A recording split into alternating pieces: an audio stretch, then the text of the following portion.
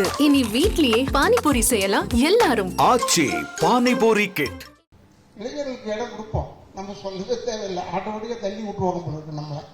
அவ்வளவு பேர் வந்தவன் பேர் வில்லன் செய்யறேன்னு சொல்லிட்டான். நமக்கு ஒரு சின்ன கிரேடு கொடுத்துருக்காங்க, அது அவனுக்கு தெரியல. முதல்ல நானே தான் நேரா போய் பொண்ணை தூக்கிக்கிட்டோ குடும்பத்தை கெடுத்துக்கிட்டோ ஏதோ இருப்பேன். இப்ப அது கிடையாது, ஆர்டர் பண்றதுதான். போய் அவங்களெல்லாம் போய் கெடு, போய் இந்த குடும்பத்தை கெடு, வெறும் ஆர்டர் பண்றதோட விட்டான்னு. ஏன்னா இவரை வச்சு கூப்பிட்டு போய் ஓடணும் வரணும் வேணாண்டா, சொல்ல சொல்லுன்னு சொல்றான். அதுக்குன்னு வச்சிருக்கேன் ஆளுங்க இப்ப கெடுக்கிறதுக்குன்னு. ஆனா நான் உண்மையை சொல்றேன், கெடுக்கிறதுக்கு நீ நினைக்காது. தமிழ்நாட்டு மக்கள் மாதிரி அறிவாளிங்க யாருமே கிடையாது. நானும் விஜயகாந்தும் அலைவோசைன்னு இருக்கும், அதுல மேட்டுப்பாளையத்தில் எடுத்துட்டு இருந்தோம். இந்த கல்லர் ஸ்டேஷன் அந்த போய் காட்டுக்குள்ள போய் கூட்டம் வரக்கூடாது, ஃபைட் எடுத்துட்டு இருந்தோம். அங்கே ஒரு 6 பொம்பளைங்க வந்துச்சு படம் பார்க்க, ஷூட்டிங் பார்க்க. வந்து விஜயகாந்த் பக்கத்தில் உட்காந்துட்டு, தம்பி நீங்கள் ராதாரவியில நம்பாதீங்க தம்பி, பக்கத்தில் கொஞ்சம் சிகரெட் பிடிச்சிட்டே இருந்தேன். ஏமா நான் தான் ராதாரவி, அது தெரியும் தம்பி, நீ தானே தெரிஞ்சுக்கிட்டு சொல்லுது தான். அப்போ நான் நினைச்சேன் நம்ம கேரக்டர் சக்சஸ் தான். அப்பாடா பயப்படுறாங்க அந்த அளவுக்கு. ஏதோ PS வீரப்பண்ணனை பற்றி சொல்லியிருக்காங்க, நம்பியார் சாமியை பற்றி சொல்லியிருக்காங்க, எங்கள் அப்பாவெல்லாம் பற்றிலாம் சொல்லியிருக்காங்க. பட் நம்மளை பற்றி இப்படி நேரம் சொல்லும்போது எனக்கு பெரிய சந்தோஷம். மேக்கப்ன்றது நானும் அவங்க கொஞ்சம் யோசிச்சு செய்வேன், டைரக்ட் தப்பா இருக்கக்கூடாது. அமரன் படத்துக்கு தான் இந்த முடியை ஷார்ட் ஆக்கி ப்ளீச் பண்ணேன், வெள்ளை ஆகணும்னு.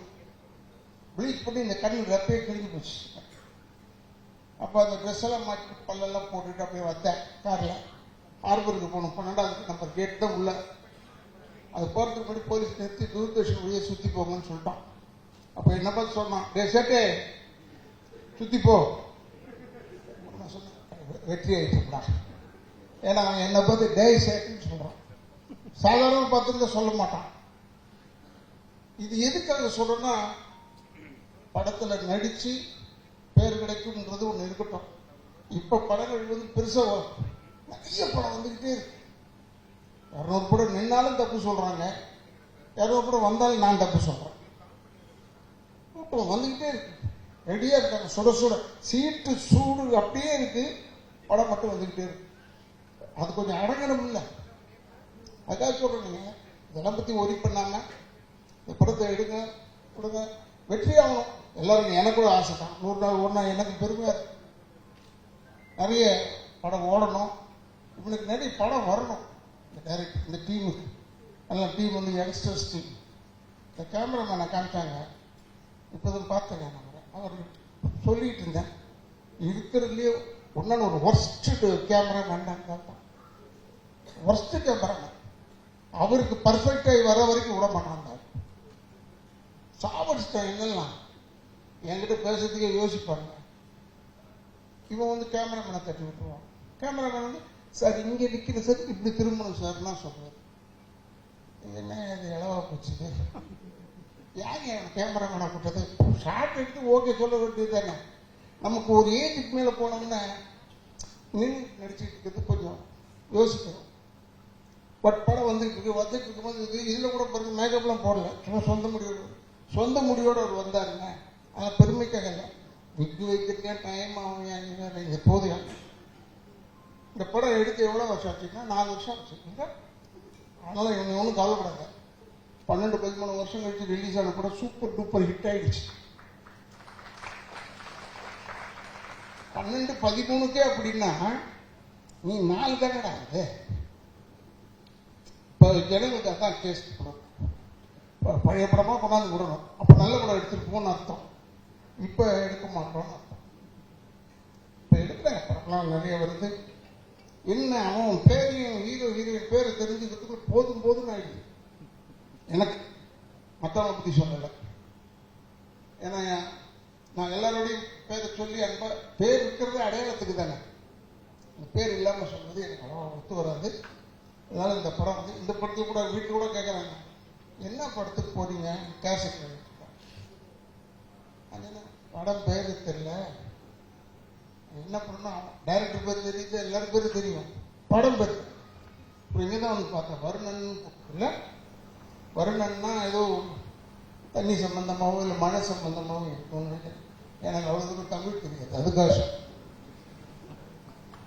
ஏன்னா எனக்கு அவ்வளோ கிளியராக இதை யோசிக்கிறதுக்குள்ள காரில் போகும்போதே நாங்கள்லாம் டைட்டில் வச்சுருப்போம். அப்போல்லாம் வந்து காரில் அப்படி போகும்போது பாஸ் ஆகும்போது படிச்சுக்குவோம் டைட்டில்.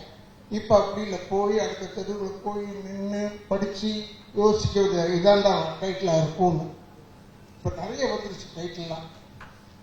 திருப்பி இப்போ அமரன் வந்தது, அதே மாதிரி வருத்தமில்லா வாலிபர் சட்டம் எல்லாம் வர ஆரம்பிச்சு. அதெல்லாம் கொஞ்சம் நல்ல டைட்டில் போல. ஆனால் நீங்கள் எதுவுமே இல்லாமல் வருணன்னு பேர் வச்சு இது வாயில் நுழையில நின்று படிப்பாங்க. வருணன் இதை படித்தா அந்த படம் ஓடும்.